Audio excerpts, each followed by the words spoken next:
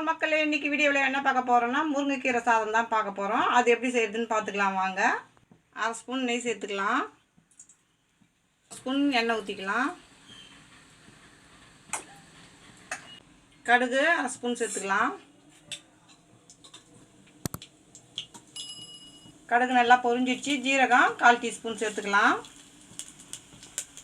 3 பச்சை மிளகாய் 2ஆக கட் பண்ணி வச்சுக்கிறேன், அதையும் சேர்த்துக்கலாம்.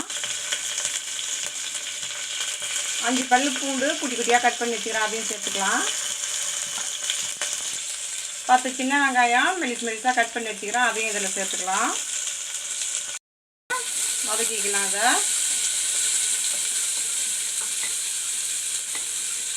வெங்காயம் நல்லா வதங்கிடுச்சு. ஒரு சின்ன தக்காளி குட்டி குட்டியாக கட் பண்ணி வச்சுக்கிறேன், அதையும் இதில் சேர்த்துக்கலாம். நல்லா வதக்கிக்கலாம்.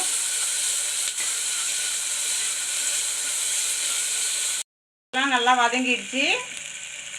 ஒரு கைப்பிடி முருங்கைக்கீரையை நல்லா வாஷ் பண்ணி வச்சுருக்கிறேன், அதை சேர்த்துக்கலாம். சேர்த்து நல்லா வதக்கிக்கலாம். 1/4 டீஸ்பூன் மஞ்சள்தூள் சேர்த்துக்கலாம். 1/2 ஸ்பூன் குழம்பு மிளகாத்தூள் சேர்த்துக்கலாம். 1 ஸ்பூன் உப்பு சேர்த்துக்கலாம். எல்லாத்தையும் சேர்த்து நல்லா வதக்கிக்கலாம். அதை அரிசி நான் சின்ன கிளாஸில் 1 கிளாஸ் தான் போட்டேன்.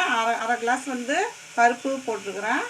இதை 3 தடவை வாஷ் பண்ணி வச்சுக்கிறேன். இதை சேர்த்துக்கலாம். தண்ணி எடுத்துகிட்டு சேர்த்துக்குங்க.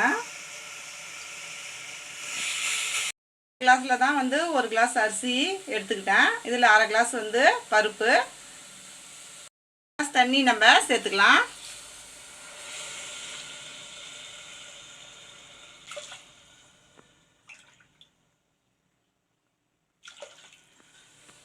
எல்லாத்தையும் நல்லா கலந்து விட்டுக்கலாம். மூடி வச்சிடலாம். ஒரு விசில் வந்தோடனே நம்ம இறக்கிக்கலாம். அதை சத்தம் அடங்கிடுச்சு. இப்போ எப்படி இருக்குதுன்னு பார்த்துக்கலாம். நம்ம சாதம் சூப்பராக வெந்திருக்குது பாருங்கள். இப்போ இதை ஒரு பிளேட்டுக்கு நம்ம மாற்றிக்கலாம். முருங்கைக்கீரை சாதம் சூப்பராக ரெடி ஆகிடுச்சு. இந்த வீடியோ பிடிச்சிருந்ததுன்னா லைக் பண்ணுங்கள், ஷேர் பண்ணுங்கள், கமெண்ட் பண்ணுங்கள். மறக்காமல் நம்ம சேனலை சப்ஸ்கிரைப் பண்ணிவிட்டு பக்கத்தில் இருக்க பெல் ஐக்கான் கிளிக் பண்ணி ஆல்னு கொடுத்துருங்க. தேங்க்ஸ் ஃபார் வாட்சிங்.